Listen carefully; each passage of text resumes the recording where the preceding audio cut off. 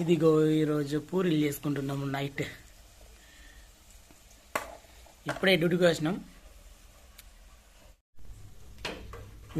మేము చపాతీ చేద్దామన్న ఆలోచన కొద్ది చపాతీ కలుపుకున్న తర్వాత పూరీలు అయితే బాగా రోజులే పూరీలు తినక పూరీలు చేసుకుంటే బెటర్ అని చెప్పి చపాతీలో పిండితోనే పూరీలు చేస్తున్నాం.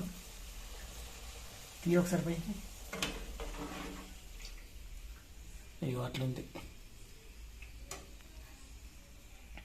ఇదే ఈరోజు డిన్నర్ అన్నట్టు.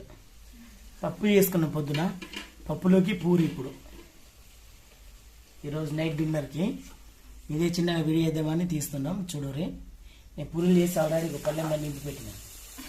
ఇవి కాలవాలి.